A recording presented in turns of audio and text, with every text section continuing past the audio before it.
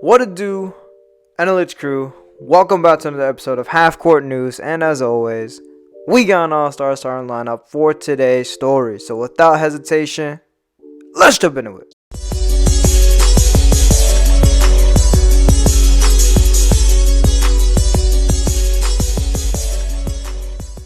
First things first, we gotta talk about what went down at the NBA trade deadline. So first trade we're gonna talk about is the trade that went down with Philly and Brooklyn.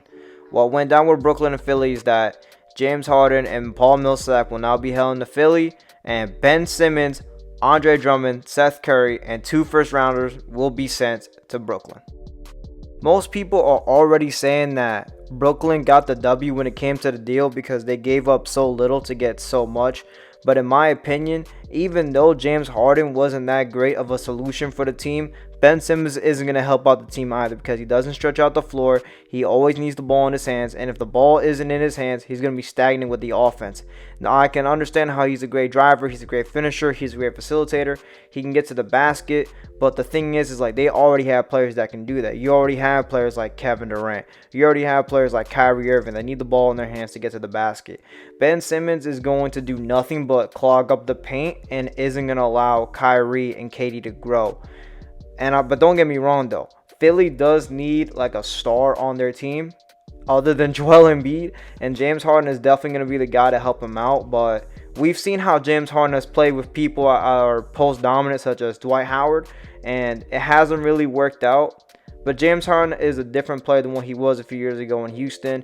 He's not a ball dominant player no more. He's a little bit better on the catch and shoot now. He can do something off the ball.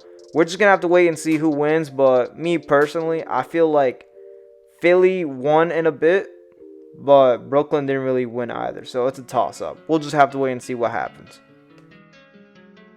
Up next, we got to talk about the deal that went down between Dallas and DC, where Dallas ended up trading Kristaps Porzingis for Spencer Dinwiddie and Davis Bertans. Me personally, I find this trade pretty sad because Kristaps Porzingis is one of the best big men that this league has ever seen. Before his trade, he averaged over 20 points per game with 8 rebounds and a block. I don't understand why would Dallas get rid of such of a player like this. Maybe the chemistry wasn't working well with him and Luka Doncic. Maybe they needed Luka to be more of an athlete. I don't know. But what I do know is that Kristaps Porzingis is a phenomenal athlete, but damn, what is he going to do in Washington? All it's literally is just Bradley Beal and no one else. Everyone else is a lame. I can't even name more than 5 people on their team. Shit, I can't even name the starting lineup for the Wizards. I just feel bad, bro. This is worse than when DeMarcus got traded. This is worse than when Dwight got traded for a bag of potato chips in Arizona. Like, this is just sad how the mighty have fallen. But all I'm going to say is good luck, Kristaps. Good luck in DC. And I personally still miss you in New York, though. Up next, we're going to talk about how the Island Boys are back in the spotlight. And thankfully, not for their music. So what the story of the Island Boys is that their house that they were renting out got raided on the 7th of February, and it happened with a close friend named Andrew Thomas that was living with them for a couple of days. And Andrew Thomas is the one that did a drive-by shooting at their crib and ultimately killing an 8-year-old girl.